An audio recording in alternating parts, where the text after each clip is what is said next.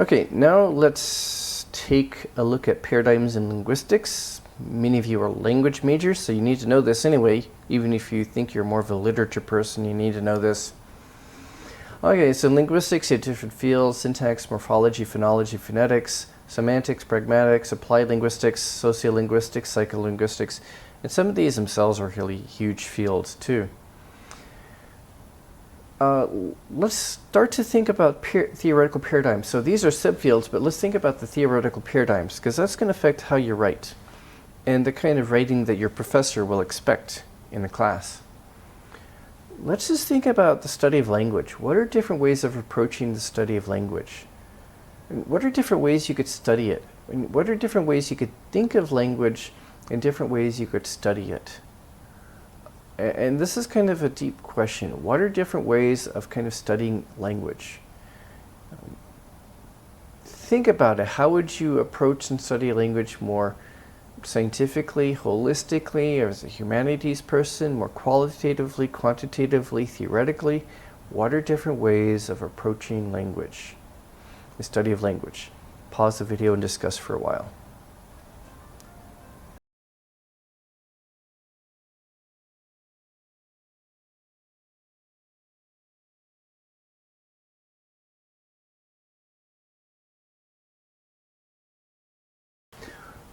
Okay, let's take a quick look at some of the different areas of linguistics and the way they approach things. You've probably heard of generative, or often called Chomsky linguistics. They're very theoretical. They tend to approach language as sort of a purely mental faculty that can be studied logically. And a lot of the research is theoretical, or they claim it's empirical, but it's oftentimes taking just examples of how the language is used, what are possible sentences in the language, and analyzing that. So it's very theoretical. This is kind of what some of us jokingly call armchair linguistics. So the papers tend to rely on a lot of theoretical argumentation. And the goal is to understand in a logical manner, a lot of it's influenced by logic and philosophy, to understand language in a logical manner. And some of the theories get pretty complicated and very abstract.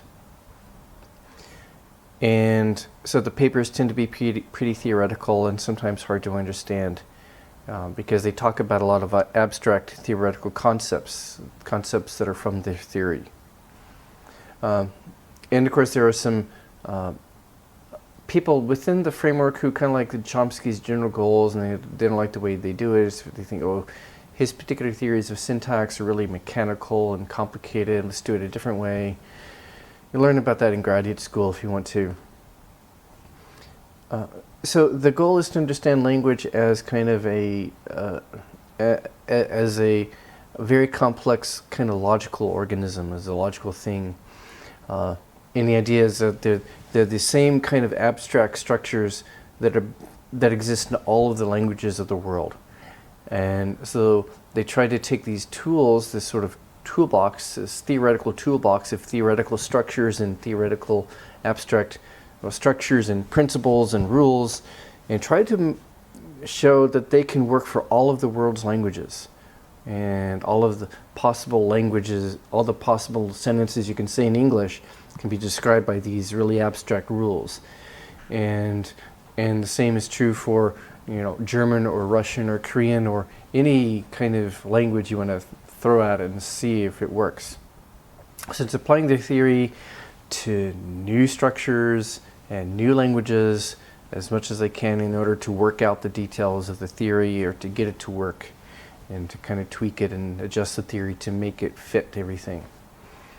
Then there are cognitive linguistics, and they kind of take theories and models from cognitive psychology and try to use those instead to explain grammar and semantics and things like that. So their assumption is that language is closely tied to other cognitive and psychological faculties or abilities or processing. And so they treat language is really, in linguistics, is kind of something more closely related to cognitive psychology. And they try to use cognitive psychology research methods and tools and theories to analyze and describe language. So the assumption is it's a psychological thing, it's more of a cognitive thing. It needs to be described. If you want to talk about language structures and the grammar, it needs to be based on psychological structures, psychological and cognitive structures and processes. The research methods, depending on the different flavors of cognitive linguistics, can be qualitative, quantitative sometimes theoretical in nature. And if you know pragmatics, it's kind of a study of meaning and communication in actual contexts. And there's an approach to linguistics based on that called functionalism. And so they view language as more of a social phenomenon. They don't view it as just something inside the head. They view it not just cognitive, but to them, language is more of a social thing. And it's to be understood in social context, how people use it to communicate and to achieve their goals. So they don't care for maybe some of the cognitive and generative assumptions or approaches. They use pragmatic methods, kind of more descriptive and qualitative methods for the research. So the research doesn't sound as so philosophical or psychological or scientific as the generative and cognitive approaches.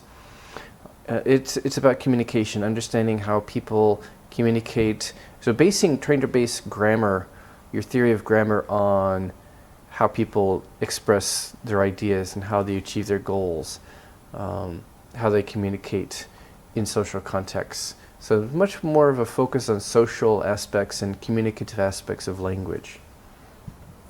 And it ignores a lot of the theoretical and abstract structures or parts of language that you would research in generative or cognitive linguistics. And if you really want to go,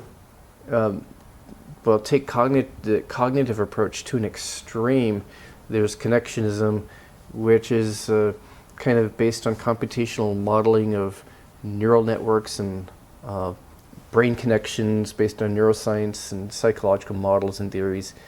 Fascinating but complicated. It's very sciencey. Very sciencey stuff, very sciencey approach to language. Then there are a lot of other approaches in linguistics, a lot of other theories and stuff. And some people might work within more than one paradigm, depending on what they're doing. Go back and forth, as I do. There are empirical approaches. We do like a lot of quantitative research, scientific quantitative study, a lot of statistical analysis. For example, in psycholinguistics or in text research or stuff like that. There's applied linguistics, which isn't really like one single paradigm. It kind of overlaps with cognitive and functionalist and maybe even the generative and connectionist approaches. It focuses more on education, understanding language learning and language teaching. It's a very broad field, and there are different paradigms and sub-paradigms within applied linguistics, which I won't get into. I'm not qualified really to talk about paradigms in literature studies. There are different paradigms, general literary theory, feminist literary theory, and the paradigm that goes along with that. There are other approaches in literary theory which I'm not really familiar with. They have different assumptions, different kinds of approaches, different theoretical frameworks, different ways they approach their research and their scholarship and stuff. Having talked about all of this foundational stuff, maybe you can start to see why different papers in different fields might be different. But what I would like you to do is to take an actual published research paper by, a scholar in your field, by a linguist, by a literary scholar, or if you're taking an international studies class, an international studies scholar, some scholar in a field in a class you're taking. It could be any subject, in a class that you're taking. I've got a bunch of discussion questions for you in Chapter 9. A lot of discussion questions.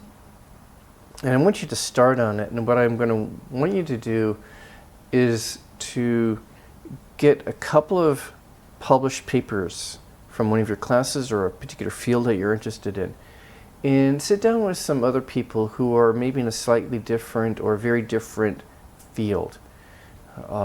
If you're a syntax person, sit down with some people who are doing phonology. Sit down with some people who are doing economics or literature or international studies. Compare your papers and what's different about the structure and the form and the style and the language and the kind of research that they do. And I want you to have maybe a really extended discussion.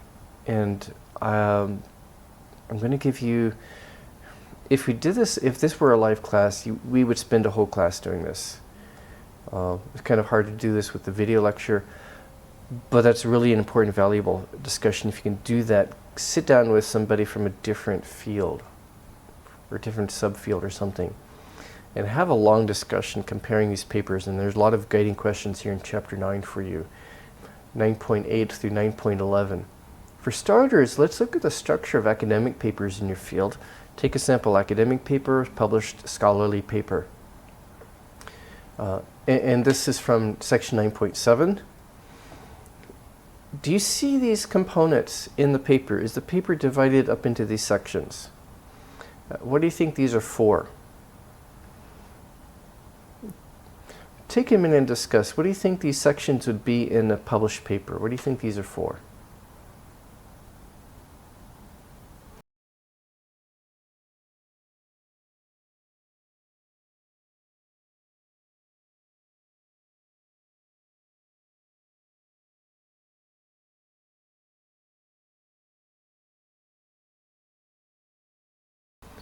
Okay, the abstract is sometimes the first thing you see.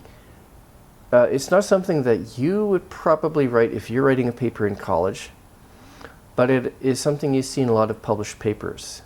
If they're published in a research journal or if they're available online somehow, or even if it's a book, an academic book, you'll often see an abstract.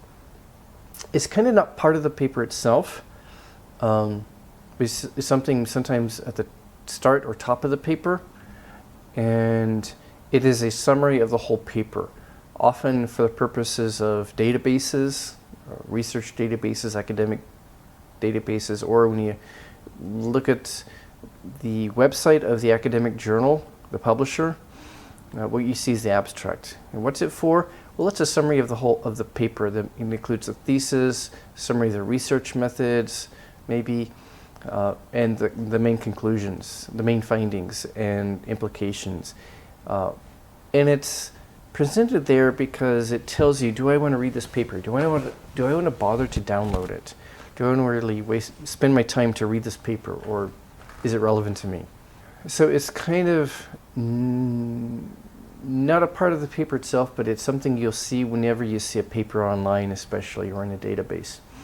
Getting to the paper itself, the first part is the introduction, and it often kind of sets up the problem.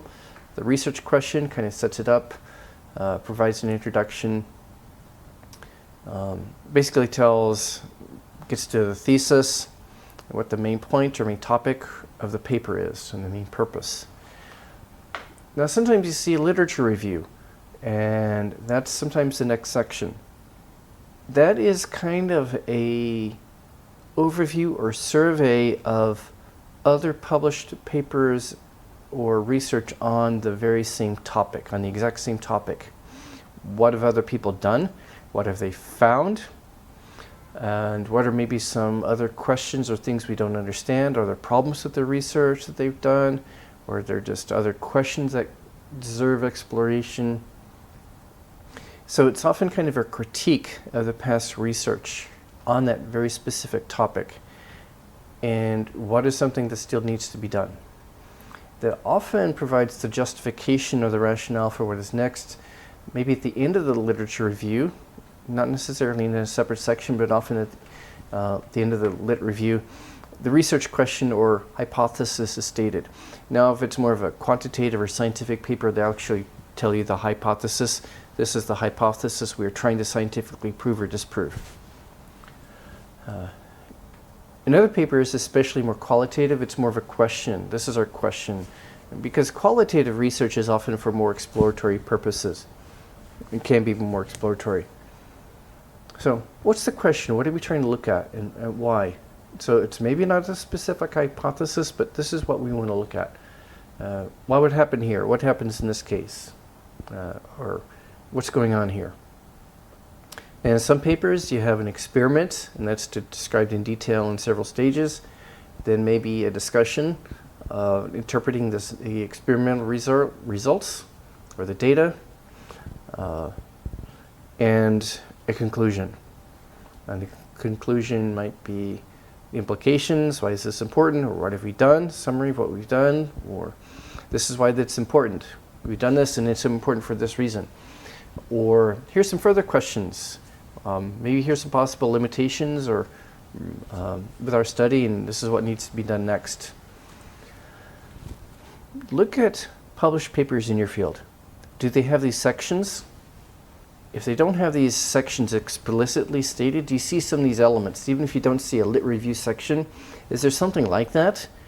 Is maybe somewhere in the paper, is there a paragraph or a series of paragraphs that function sort of like a lit review section? Is a research question presented? Is some kind of experiment or empirical study discussed? What is the discussion section like? What is it about? What do they do in the discussion section? Do you see some of these elements in papers in your field? I want you to pause the video and discuss for a while and think about why that is. What are these sections for? What purpose do they serve in that kind of paper?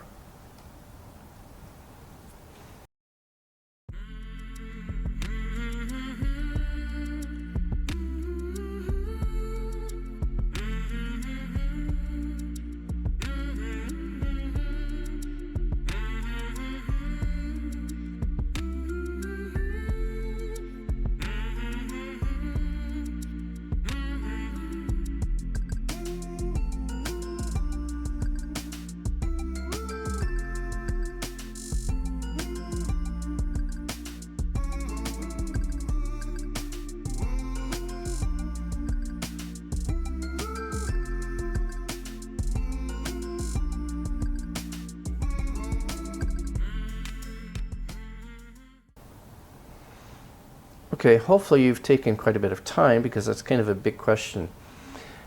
This kind of framework right here, this is more typical of science papers or quantitative papers in social sciences such as psychology, empirical linguistics, psycholinguistics, sociology, more quantitative areas of sociology.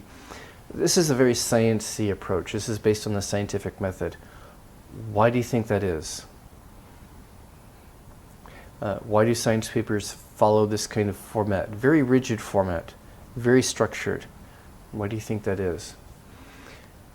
If you looked at more of a humanities paper, it probably didn't follow this, although you probably had some of these elements. I mean, all papers have an introduction and a thesis, hopefully. They all have an introduction which presents the specific, leads directly, pretty much directly to the specific issue or problem at hand, and a thesis, or the main point of the study. And you, even in a humanities paper, you won't have an actual lit review section usually, but you might see some paragraphs that do something like that, that kind of critique work by other people on this issue. And maybe somewhere you're presenting kind of a question or a thesis, or maybe not. It's just you're presenting your argument. This is my interpretation of this poem. This is my interpretation of the causes of the War of 1812. So maybe there's not a question, it's more of a statement. This is my interpretation, this is my analysis, or this is my solution for this problem. So in humanities papers, you probably don't have an experiment or empirical study. It's maybe theoretical or maybe a mixture of theoretical and qualitative discussion, the qualitative data being the text of a poem, the text of a novel, historical data, something like that. And that kind of blends with the discussion section. So humanities papers might have some of these elements. If you're in the social science field, education field, you might see some of this. What do you see in your paper and why? I'm going to leave you with that question, and maybe in the next video segment, I'll walk through a couple of examples of some papers from linguistics and psychology from some subfields that I know. And for now, for the weekend or until the next video segment appears, I want you to look at these discussion questions. They're in the book, chapter 9. There are a lot of discussion questions. So take a couple of actual published articles and go through, sit down with a friend from another field or from one of your other classes, or sit down with somebody, look at a slightly different subfield or look at a very different field, compare papers. So get together with a friend or some friends with some sample published academic papers and work through these discussion questions in chapter 9. And start to think about, okay, how is the writing done? How is it structured? And why do they do that? What kind of research are they doing? And how does it shape their writing? Why do they write like that? Why is the paper structured like that? What kind of evidence are they using, and why are they using that kind of evidence or support? How do they develop their ideas? How do they use and cite sources, and why? So I want you to think about these questions as you look at some sample papers, because you're going to be writing, your next paper assignment is going to be about this. Your next essay assignment, a short essay assignment, will be about this. So do get started on this. Start doing some analysis of published papers in your field with these guiding questions from chapter 9. Till then, have fun, and I'll see you later.